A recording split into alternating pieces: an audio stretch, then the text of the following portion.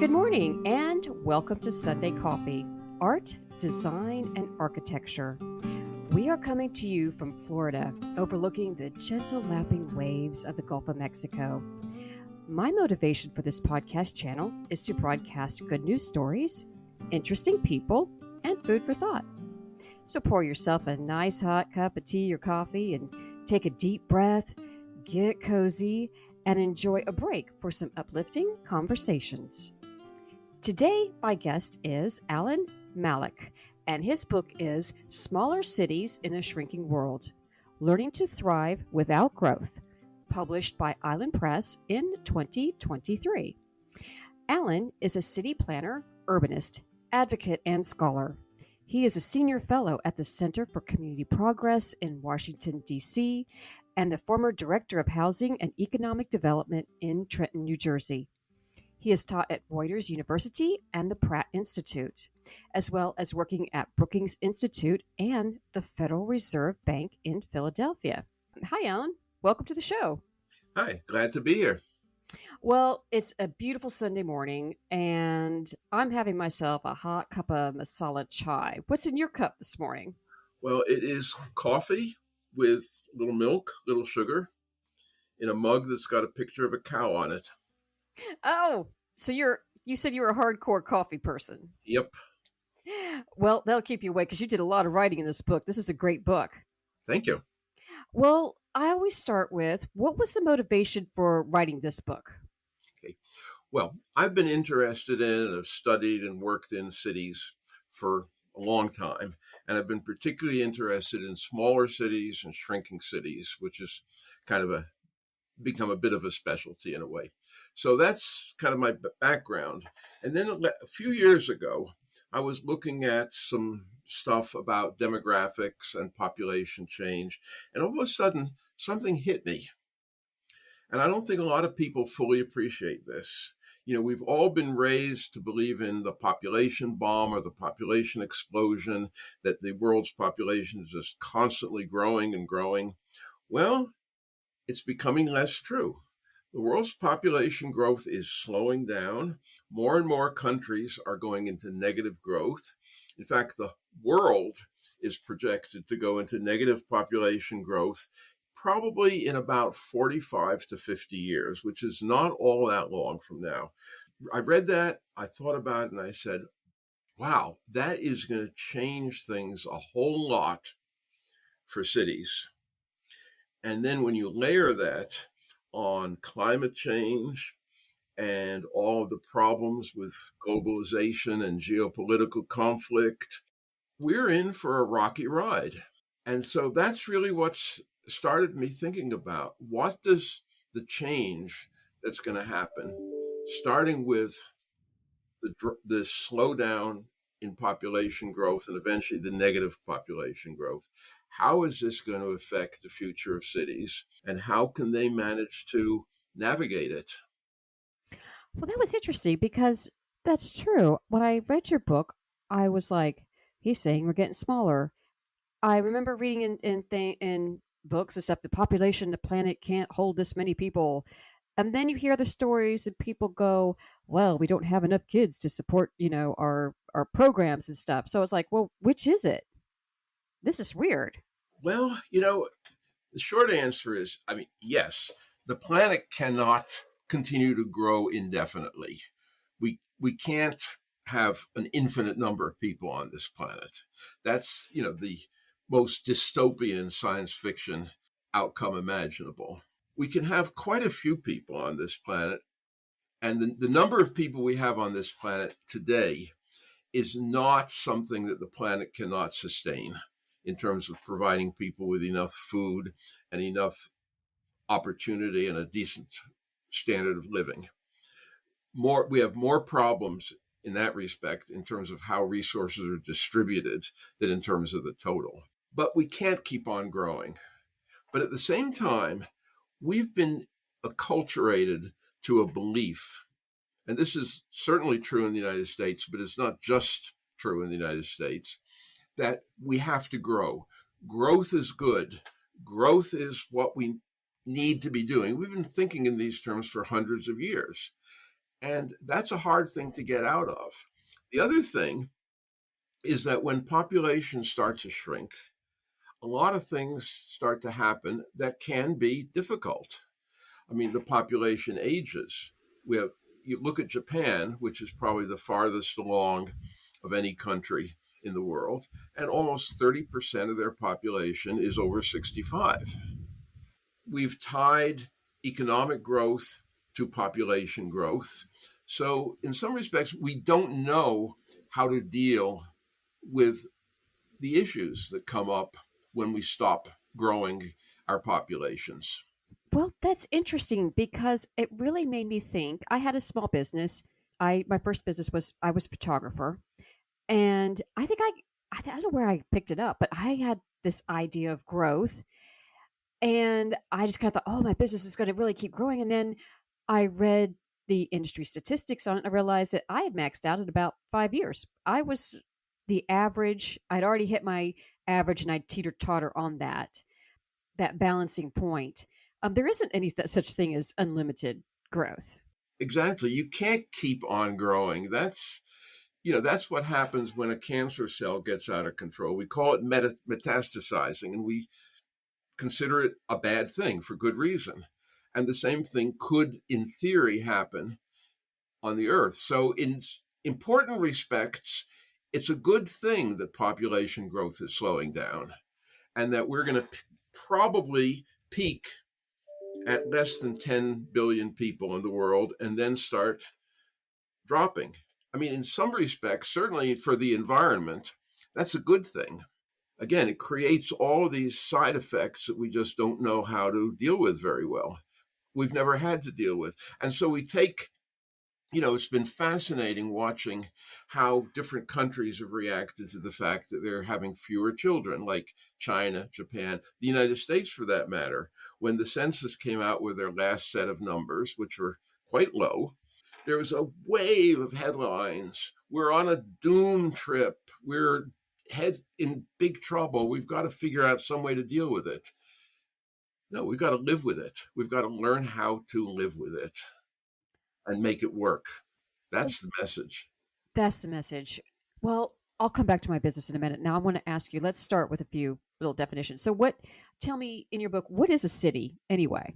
Okay. Well, obviously, lots of people have different opinions about that. A city is basically a place where a lot of people live reasonably close together and is separate from other places where a lot of people live reasonably close together. Now, that's a kind of a functional definition. We have in this country, in most countries, we have municipal boundaries. So, for example, the city of Phoenix is not the entirety of the people who live in what they call the Sunshine Valley, but it's defined by a set of legal boundaries. So that's a city. And in the United States, most of our cities are defined legally and then surrounded by other places defined legally that we call suburbs. And then we call the whole thing a metropolitan area.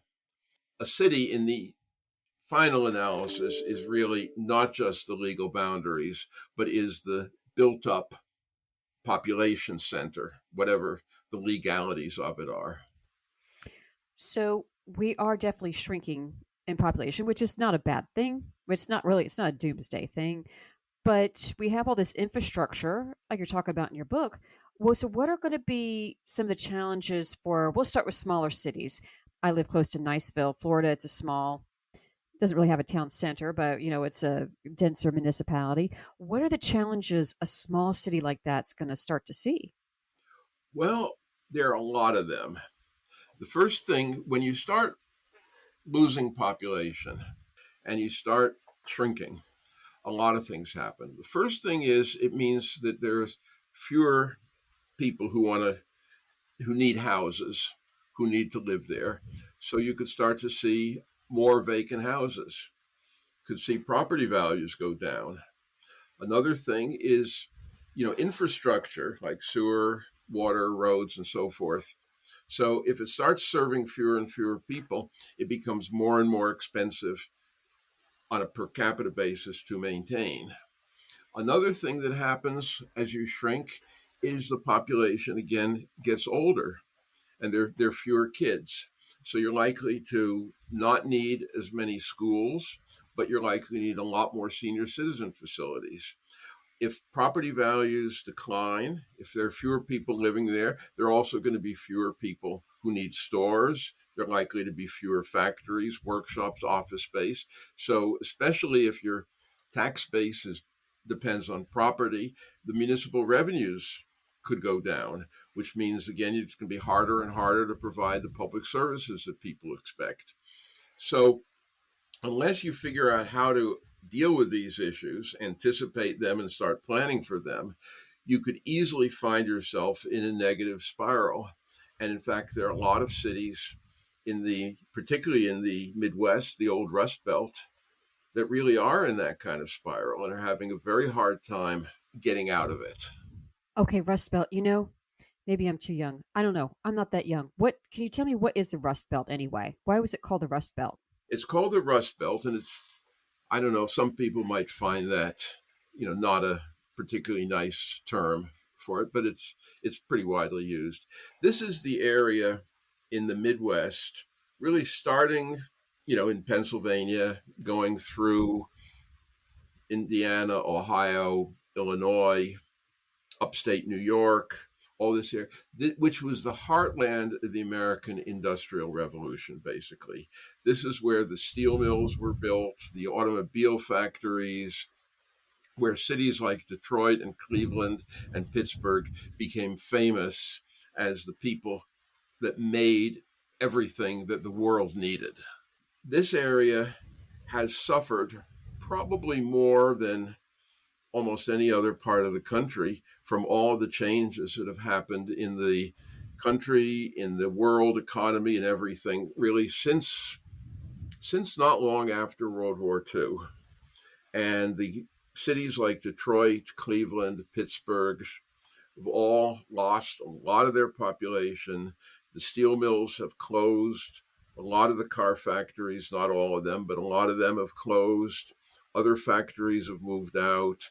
Jobs have disappeared. And the whole region has struggled.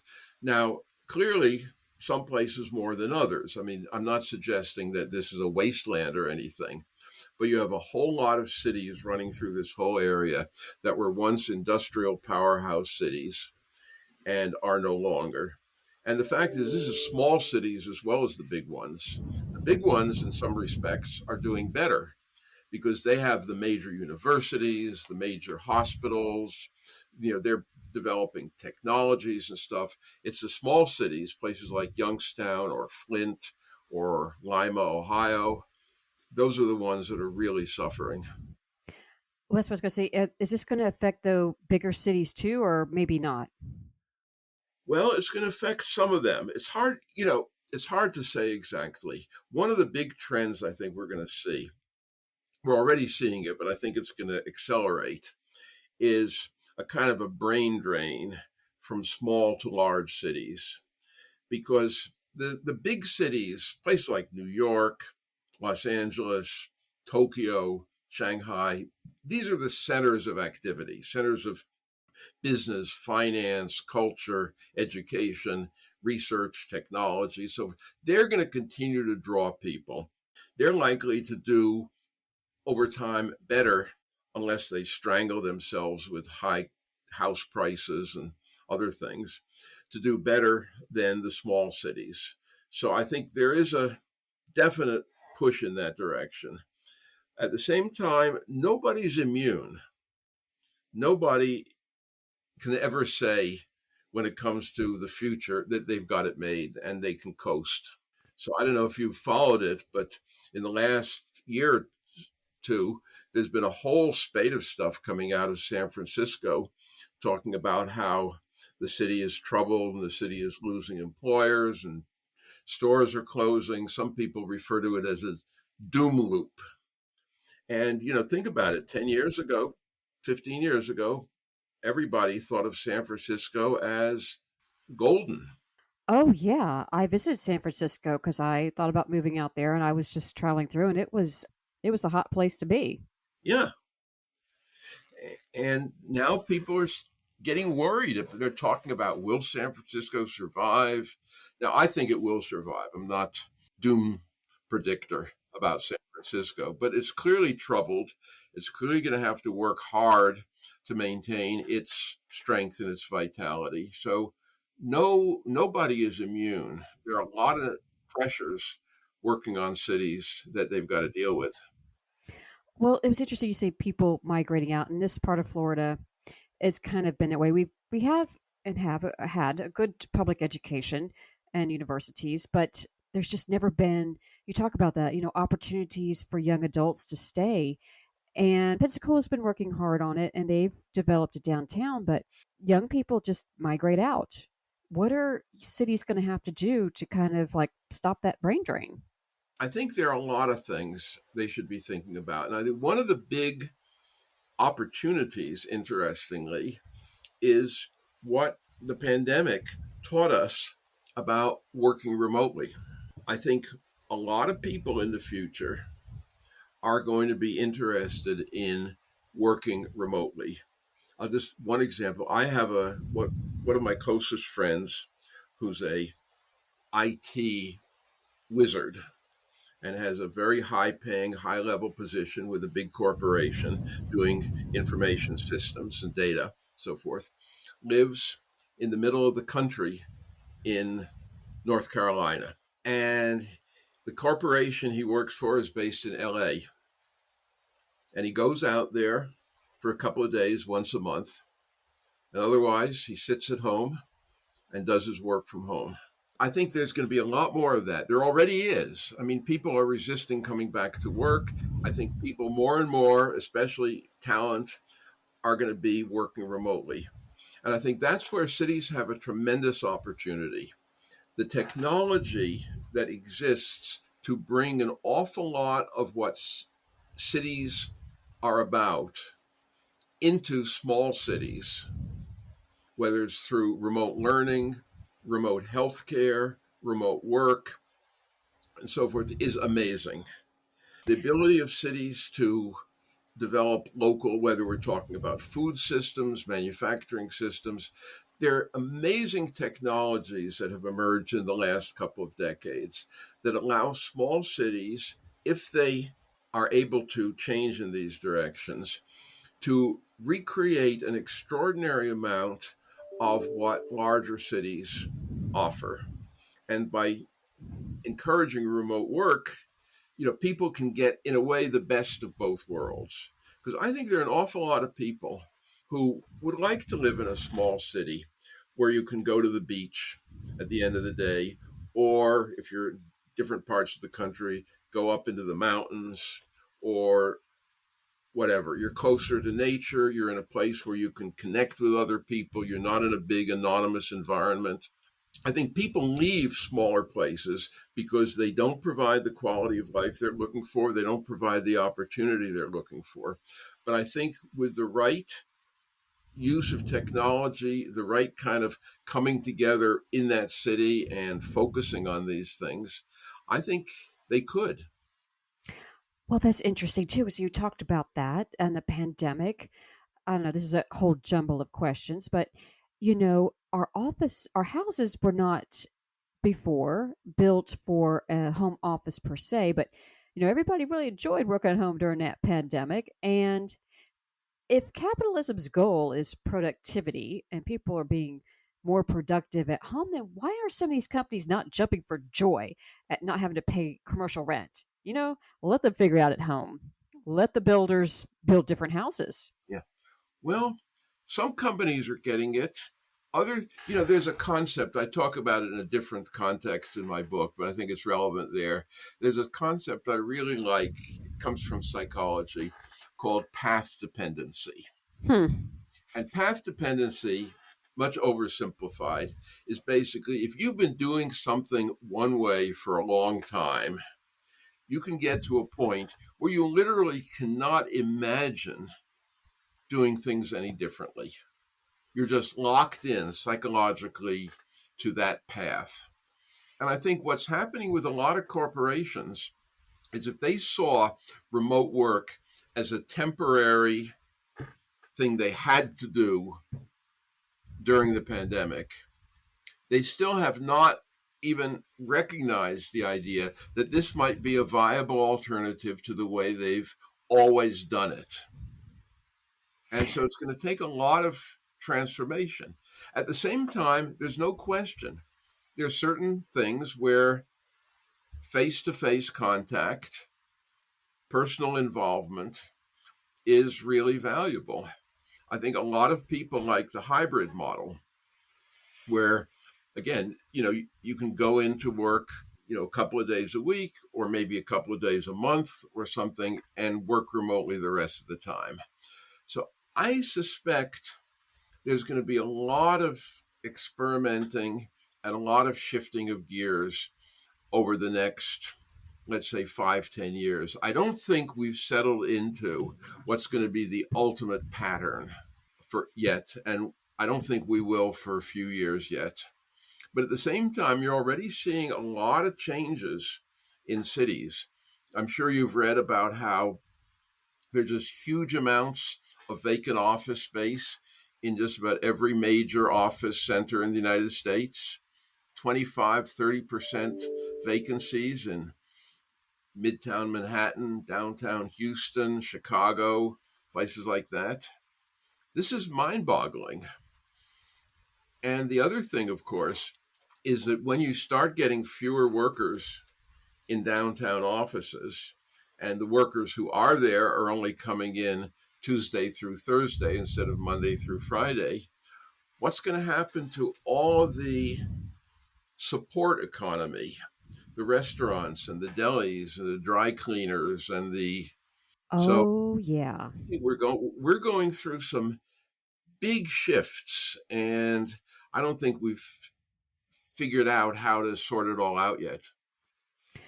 I could see, well, I was talking to a gentleman at least last year or so, and he likes, there's a little town up here called Defuniak Springs. It's very cute. And it's got like a lake area with some historical houses. And I could see places like that, like those little support businesses just got to be nimble and just like go with the flow because they could easily go into there and they're going to have to spruce up some infrastructure on the Wi-Fi though. Yeah, that's one thing.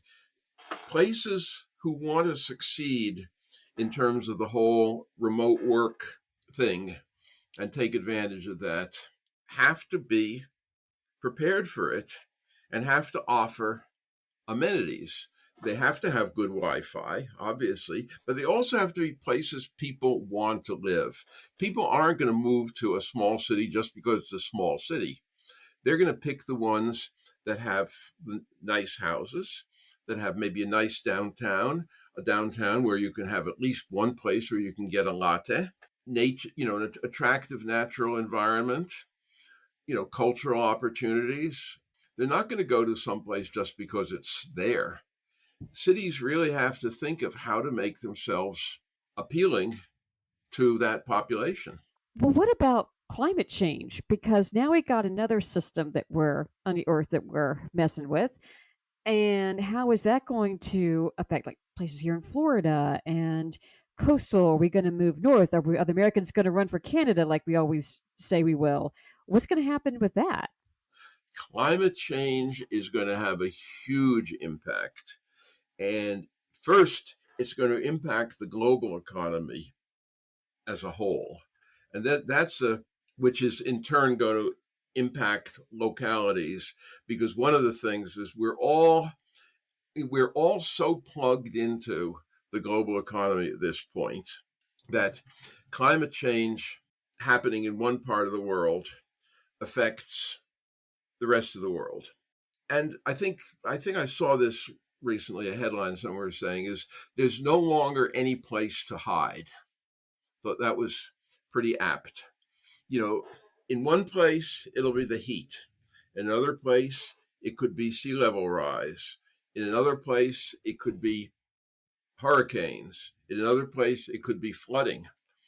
So there are lots of different things happening, and they all represent problems.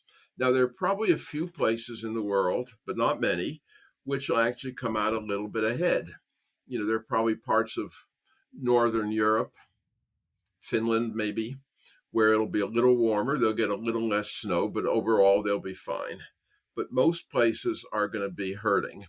Really need to plan for this. And one thing is, at least in theory, if your population is shrinking, which means you may have more vacant land to work with, that might be a plus, but if you can take advantage of it. Because I think cities should be looking at greening.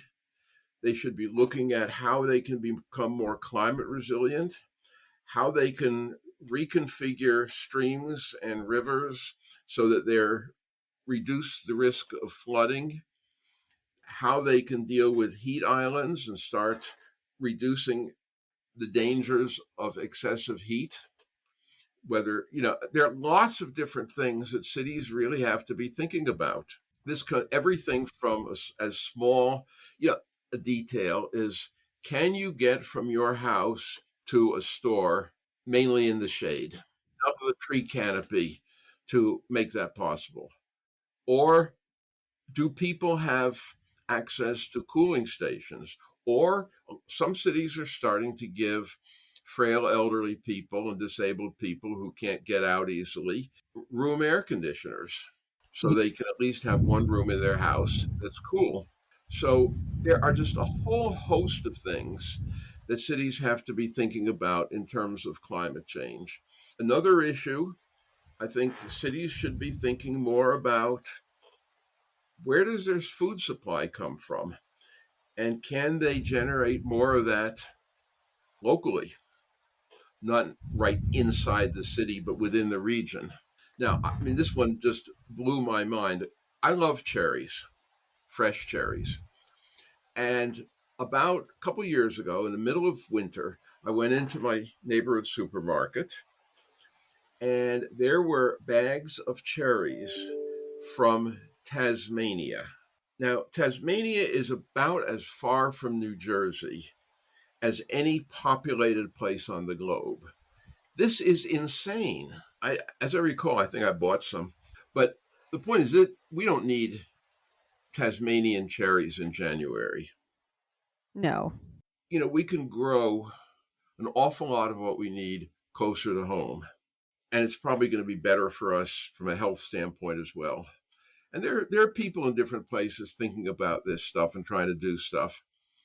We can make an awful lot of stuff closer to home using some of the small-scale decentralized manufacturing, these devices, they call them CNC machines or 3D printers and so forth, that you can actually put on a workbench and make stuff with.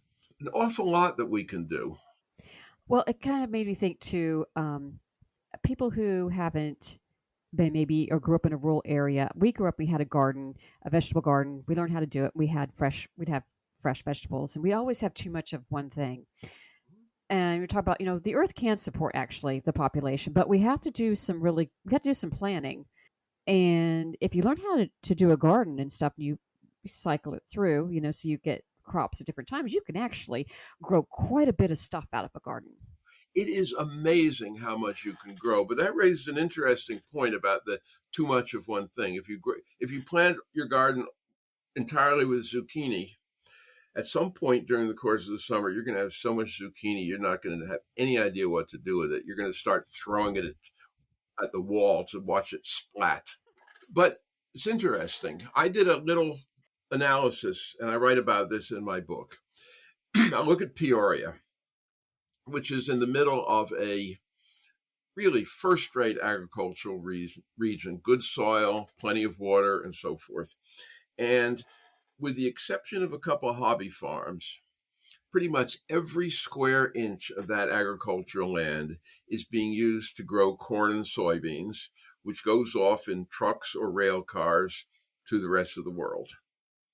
Well, if you took 2% of the land in Peoria County that's being used for corn and soybeans and converted that into intensive fruit and vegetable growing, You could grow all the fruits and vegetables that the people of Peoria could eat on 2% of that land.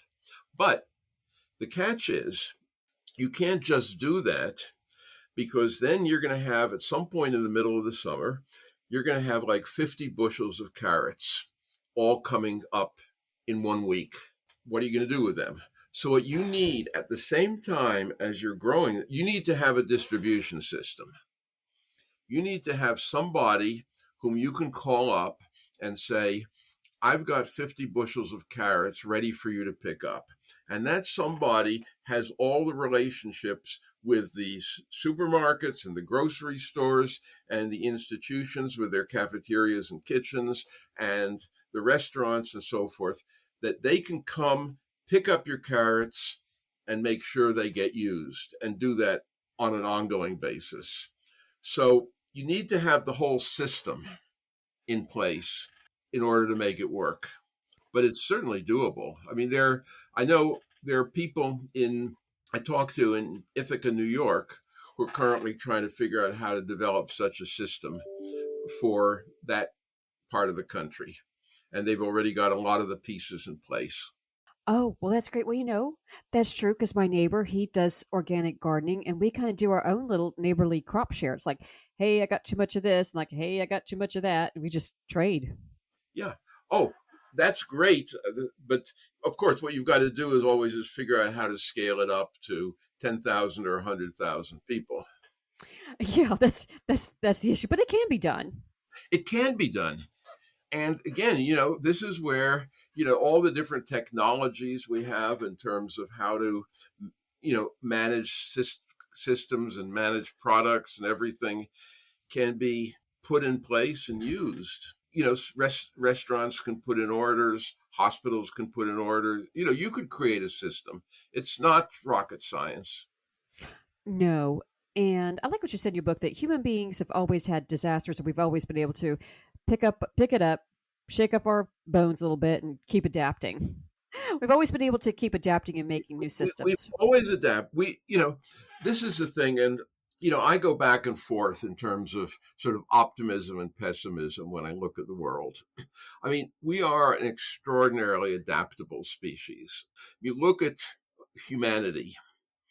We came out of East Africa, however many millions of years ago. Out of a hot, fairly dry climate, we've adapted to wet climates, cold climates, hot climates. We've colonized islands. We've filled up the whole world with us. You think of the different environments and the different climates that we've adapted to, and the way we have, in fact, bounced back from disasters. You think about, the Black Plague back in the Middle Ages, which may have killed as much as a third of the world's population within a generation or two. I mean, that's pretty bad. And so we've always been extraordinarily adaptable, which gives me some hope. At the same time, this is a scary period. We're dealing with a lot of pressures and a lot of things sort of accumulating all at once. And in a political environment which has made it very hard sometimes to make the tough decisions or think about the future in a thoughtful way. The question is, are we going to rise to the occasion this time? Are we going to manage to figure out how to deal with climate change while we still have a livable planet? Are we going to manage to figure out how to change our thinking about the economy and about growth and about all these things so that we can have a planet that's not only livable, but that we want to live in? I think so, but I'm not sure. It's a little optimism and a little question mark. Definitely, there's got to be a question mark. Nobody who looks at the world today and says, no problem, is being rational. At the same time, I think people who look at the world and say, oh my God, we're all going to die, that's not very good either. That's not good. Well, let me ask you, is there any city that you were researching in this book that was ahead of the curve and kind of getting it correct doing a good job. Yes and no. First, no city has put all the pieces together. But I think there are cities, when you look at individual areas, there are cities that are doing a better job and are really working at it. I think, for example, I describe in my book a small city in Japan. Not an important city, not a particularly wealthy city. The types of programs and activities and services that they have developed for their older population, which is well over a third of the city's population, are absolutely amazing. Nobody falls through the cracks in that city. And one of the things that I particularly love about it is the fact that it's not just about providing services. They also have programs to create the opportunity for older people to make themselves useful and productive, to do work, to be engaged, stay engaged in the community. Ithaca, I mentioned, they have a food co-op which runs major full-size supermarket as well as two satellite stores, and roughly one out of every, I'd say about four households in the county is a member. And they're not a purely local food supply operation, but they're working at it to engage with local farmers and increase the amount of local food. In addition, they have a farmers market, which is purely local, where they have over 100 farmers who regularly participate, and has a permanent pavilion in downtown Ithaca, as well as, winter programs. I know in Lithuania and Japan and so forth that are doing amazing stuff in terms of local energy self-reliance. Burlington, Vermont is now basically focusing on becoming a completely renewable energy city. So there are lots of bits and pieces emerging. I won't say any city has got it together, but there are a lot of bits and pieces. What did you learn in this book that surprised you? The funny thing is, when I started thinking about this book and started organizing it and starting to write, I really didn't know where this was going to go. I mean, I had a pretty good handle on the problem, but I didn't know where it was going to go in terms of possible solutions. In fact, I remember having a conversation early on with my editor who said, we really love this book, but you've got to offer some solutions. And I said, you mean, heck, I don't know? Doesn't the final chapter? No. It doesn't.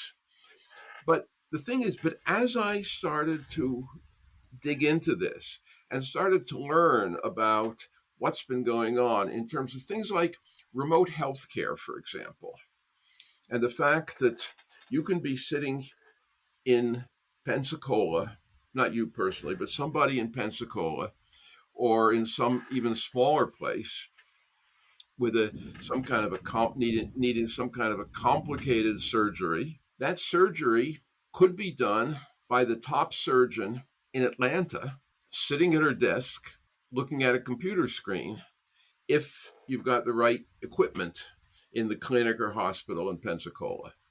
And that to me is just kind of mind-boggling.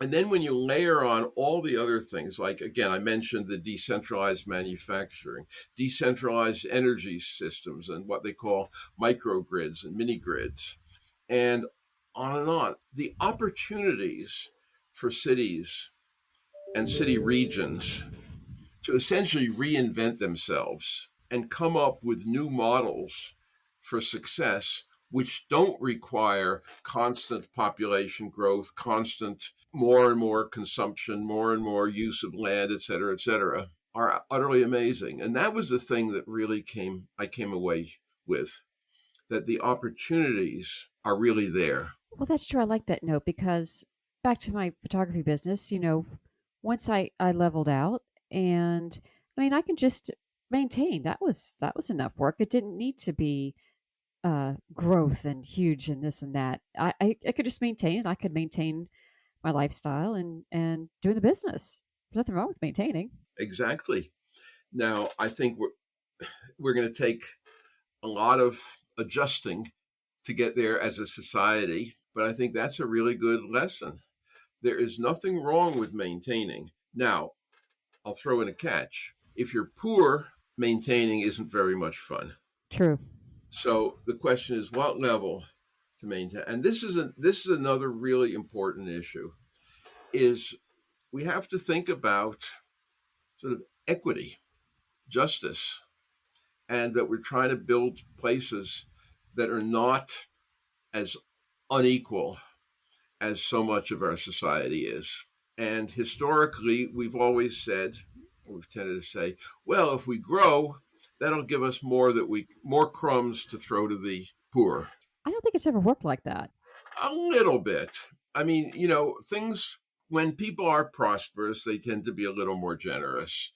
At least one economist at Harvard has written a book about arguing that essentially you need growth in order to do any kind of economic redistribution. And clearly, people are reluctant to give up what they already have, or more reluctant to give it up than the increment. So if there is growth, they might be more willing to share the growth than to share what they already have. Maybe. But in the end, I agree. Ultimately, what happens especially in the current economic model, is that an awful lot of growth is basically hoarded by the people who have the most to begin with. Yes, I agree. I think that the data shows that. Mm-hmm. Well, Alan, this book has been really enlightening. I really encourage the listeners to get this book and read it front to back. It's really important just for all of our systems: food, water, climate, sense of place, enjoyment of life, and not leaving anybody behind in that regard. Let me ask you, and I appreciate your time here today so much. What is the next project that you're going to be working on? Well, one of the things that I have on my agenda for the summer is to really pin that down. But one of the things I've been thinking about, and this is kind of a crazy departure, but it's something, look, one of the things that really worries me about the state of mind that seems to be pervasive in the world today is that people seem to be very reluctant to think about practical, down to earth solutions that might actually make a difference and tend to look for sort of grand utopian schemes. And so I think of something like, believe it or not, I think of when Trump talks about make America great again, that's essentially for the people who are listening, that's a utopian vision. Neither he nor anybody else has the slightest idea of what that really means or how to make it happen. But it's a vision of a fantasy utopia that people are looking at. The same thing is in India, you have Modi talking about how we're going to turn India into a Hindu paradise. Russia, Putin is trying to recreate the Russian Empire. You have people building insane new cities out in the middle of deserts and jungles all over the world. There's a kind of a utopian craze that seems to have taken over an awful lot of the world. And I think that might be fun to write about. Well, I have an idea for you. I saw the other day somebody was trying to do like a master plan subdivision and kind of, yeah, it was kind of that utopian dream type thing. And I thought, well, we'll see if that takes off. I don't know. But that's a really interesting question. Do these utopias achieve their results? Because I personally seeing and visiting places, I haven't seen it. No, I think, in fact, you look at history, said they don't. You can answer that question. The short answer is they don't. I mean, one of the things, and I write about this a little bit in my book, is there are people out there who are talking about how capitalism has failed and we've got to come up with a system to replace capitalism. So you have people talking about degrowth economics or steady state economics and all of these systems that look great on paper. And I think about this and I say, well, The interesting thing is, in the history of humankind, only one system, economic system, that somebody came up with on paper ever got actually tried. And that was communism. And, the results were not great. And I think what we, clearly you can see where I'm coming from. I'm an incrementalist. I'm perhaps maybe you could call it an old fashioned liberal who believes that change happens incrementally. There's usually a lot of compromise and a lot of back and forth in the process. And I think in the final analysis, when you look at the history of the world and you look at the things that have happened, and there have been a lot of improvements over the years in terms of how we live together for all the problems, the pluses have come through incremental, catch as catch can, not systematic, big picture utopian transformation, but small scale, gradual, incremental change with a lot of compromise and a lot of people not getting everything they wanted at the time. Now, not everybody will agree with me, but I think that's the lesson that I think I've learned from history. Well, we all learn in increments, and you try and fail and move forward and try and fail and move forward. But most big changes, like say, I I don't agree with everything on Shark Tank per se, but I think that this one guy said nailed it to the really nailed it. He said, an overnight success takes about 10 years. That's And pretty that's a pretty good time, yeah. And, my photography business, I looked back over the data, and that's when the 10-year mark is when I hit the stride. That's incrementally. I mean, I didn't do it like 100 beach portraits my first year. I started off with a few and then a few more and a little bit and then a little bit, and a little bit back and forth. And then pretty much everything happens in increments. Yeah. And people who I think don't realize that ultimately fail. Because people who try to do everything all at once, who try to, now, obviously, in the business world, every now and then somebody comes along with some kind of an idea that just takes off and so forth. Those aren't the typical things. And I think, especially when it comes to societies and economies, things don't happen suddenly and they don't happen through huge jumps. They happen through slow incremental change. And I think if we ignore that and focus on utopian visions, we either fail or we both fail and make the world a worse place. I think the problem with a lot of the utopian visions that are being promoted at the moment is that they all involve either victimizing or putting down or persecuting or somebody else. That is also very scary. Again, I have this, I think, hardcore faith in human beings, but I get very worried about the way things are going at the moment. You sound like a guy with a cup of coffee that's half full. It's about half full, but it's also about half empty. You don't know. It's almost there.